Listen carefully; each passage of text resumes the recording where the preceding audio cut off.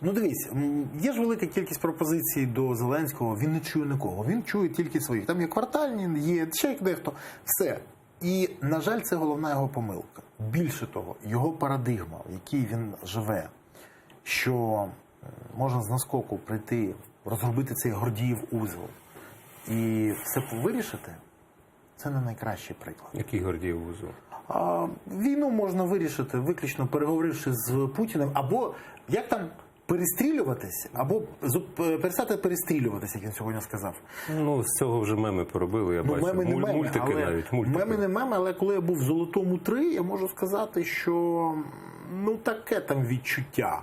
І коли ми проїжджали, і мені там вояки кажуть, а зараз всі ложимось, тому що тут снайпери.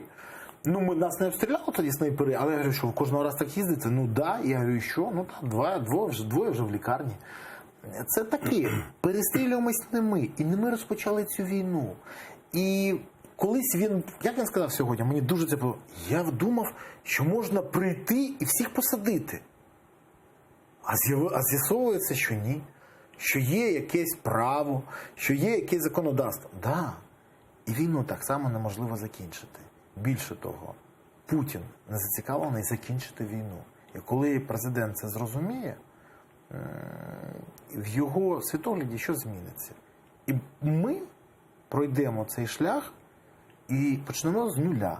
Тому що поки він дійсно вірить в те, що він може сісти і переконати. Я дуже хочу цікаво, от мені це дуже цікаво, як він нам скаже.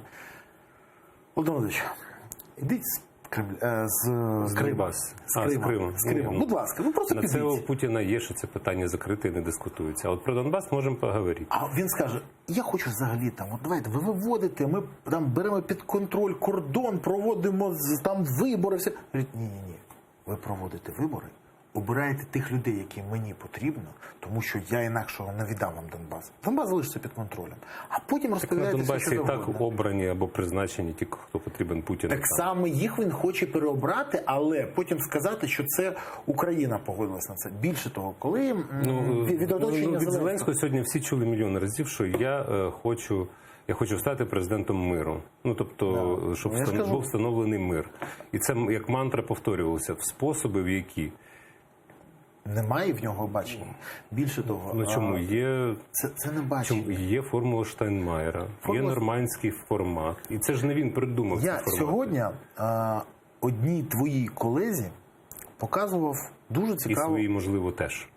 Ні, вона твоя колега, і я з великою повагою до журналістів, я не хочу забирати журналістський хліб. Скажімо так, я займаюся цим. Одній моїй колезі. Да, я одній твоїй колезі сьогодні показував дуже цікавий такий приклад того, як же все в житті відбувалось. Це стаття від агентства Reuters за 17 липня 2008 року.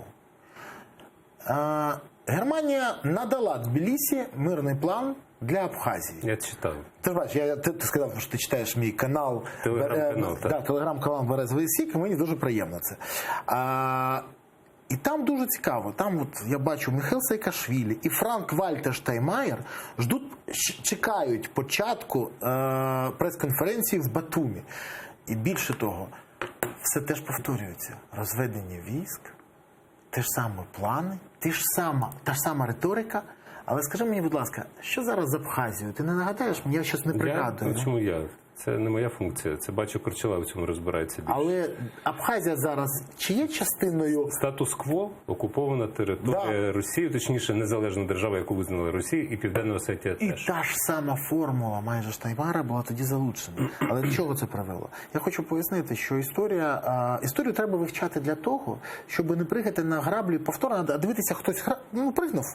А ти кажеш, о ні, це дуже боляче, я обійду це питання.